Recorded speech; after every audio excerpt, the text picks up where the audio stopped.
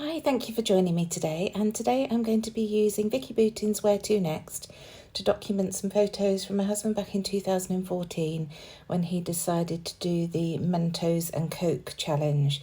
The kids have been talking about it at school. I think they may have had a scientist into the school to discuss the different reactions on things, and they were desperate for him to do it. So we went as a family up and bought some Mentos and Coke, and he did it on this sunny day, and I managed to capture some pictures. So I've caved and got myself the Where to Next 12 by 12 paper pack. I've found myself using this collection so much, and when I saw that it had these sunburst papers in, I just had to get it. So I've split this with my friend Julie. It's a really good value if you can find somebody to split it with, because there are 48 sheets and I can't see myself getting through 48 sheets of pattern papers, so having 24 is perfect. And I just love these sunbursts. They've got them in various colours in the collection. So you'll have seen there, I've cut this in half through the centre, and then I trimmed down each of the rays, and I've just cut a very thin slither of each of the white parts, each side of the white pieces. And now I'm just going through and trimming down these shards at varying lengths. I'm keeping the black ones nice and long and taking the white ones down a bit, just to change the shape so that it's slightly more circular. And I love having the different angles on these colours. So just going around and doing all of that, and once this is done, I'm going to just dress all the edges. I don't really know at this stage exactly where I'm going with this layout. I just knew that I wanted to use this paper with these photos. And when I tried to put the photos horizontally next to each other, it didn't work because Ross is looking to the left, and that's the first photo where he's putting the Mentos in the Coke. And then obviously the Coke I would want to have on the right hand side, and it just looked odd with him looking off the page. So going vertically was the next option. So as I say, I'm just going to use my edge distresser to distress all of the edges of all of these shards, not the top edges, the short edges, just the sides. And now I'm rolling up the black ones and keeping the white pieces flat, and I shall stick them down that way as well, so that the black has the dimension and the white is flat against the page. But I didn't want to just stick it straight down onto the white cardstock. And this is the second half of that script paper, is the reverse of the other half of that paper that I've cut. So I decided to use that as a base, but I wanted to bring in some of the bright colours. That's why I've gone for this collection, because it has the gorgeous yellows and pinks that you can see in our garden, in the kids' toys. And I really wanted to bring those in. So I just pulled this stripy paper. This is from the open cardstock. And I'm wetting the edges and then curling them up, because they will stay that way once they're dry. And I really love that pop of colour along the edge there. But I decided I want to have a torn edge on the script paper as well. So just tearing off the very edge of that. And then I'll do exactly the same, damping the edges and then curling them up. And I'm loving how this is progressing now. So I know that I'm going to tuck these photos underneath that curled edge of the coloured paper. So once this is curled up, I'm going to start sticking everything down. I want to make sure that my sunburst shape is on the edge of the left-hand edge of the cardstock. So I'm just going to position these roughly. The wordy paper, I've butted up to the right hand edges of those shards so that there's a little gap you can see there for the sunburst to stick directly down onto the white cardstock, and it just extends that line slightly of the script to make sure that it comes past the sunburst rays. So just sticking down the white pieces, and then I'll make sure that those black pieces are curled up, and I just add a bead of glue along the middle of each of those. So now I can glue down that script paper and then add the stripy paper underneath. And I think it's an added bonus that I've got a black background on the reverse of that curl paper, so where it's curled up, the black shows through and it really provides that pop. So these open papers are slightly bigger than the ones in the 12 by 12 pad, so just trimming that top tiny bit off of the stripy paper. And now going around with my glue and making sure that everything is stuck down. Getting those white ones down first, and then I can curl up the black pieces. And I just love the texture that provides. And this black and white piece was perfect for a Coke explosion. almost there now.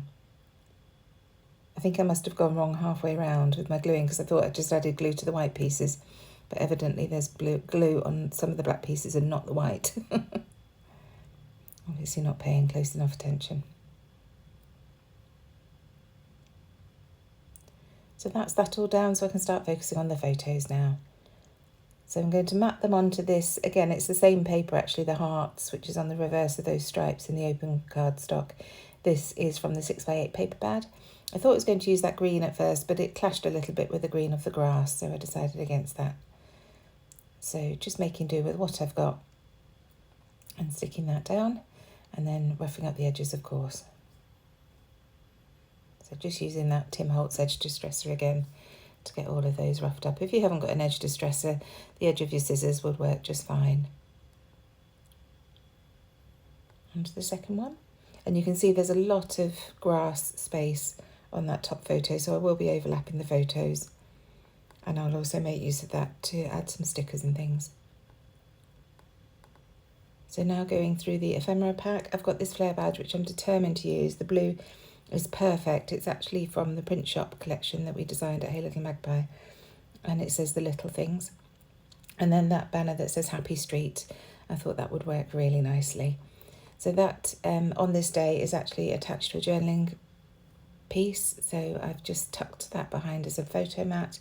And then from the sticker book I found this pencil that says Create, so I decided to add that to the photo as well. I'm just adding a tiny bit of foam underneath the end of the pencil because there are quite a few layers there, so it just makes it stand up a bit more. And I just needed 1.5 pieces, so just trimming that second half off.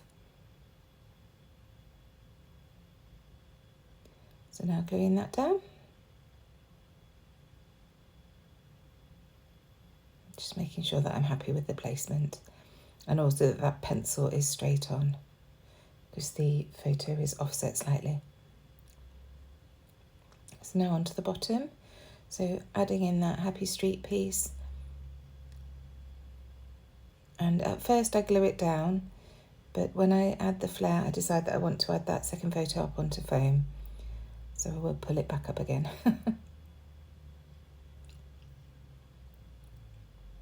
I think it's when I'm trying to tuck the flare under and I realise I really want it to be stuck up. So here are those beautiful 25mm Sticks 2 foam pads that we sell at Hey Little Magpie. They work so well for matting photos and raising them up. Again, just checking that I've got this straight and that you can still read what the Flair badge says. And back to the sticker sheet. First of all, I find this lovely black arrow, which I place above the pencil just to point towards Ross. And then a word strip that just catches my eye, and it says, "You never know until you try it." And I think that is just perfect because he's doing that Coke with the Mentos to create the volcano. Another circle to layer behind that Flair badge. I love layering circles, so I wanted to add that down there. And then I decided to add this sticker ticket as my journaling spot. So I've got that, and then this little grid one with a paper clip, and they layer up really nicely at the bottom, so I can add the journaling about what he's doing. There's a green tab that goes at the very top of the page, and I'll add my date stamp onto that in due course. And this black pin is from the stationery die that we've got at A Little Magpie that we're selling under our brand. I just die cut it from some black cardstock, and I love how that looks. So now adding my journaling at the bottom, and I just put creating a Mentos and Coke volcano. The kids were desperate to see it happen. And then back into the sticker book to add some of these lovely colourful stars, just as dotted pieces around the page. Just adding a little bit of interest down that right hand side.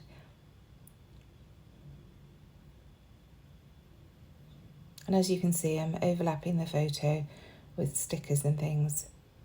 Now coming in with my whole reinforced punch from We Are Memory Keepers. You know I love this to add a little bit of interest around the page, bringing that black around.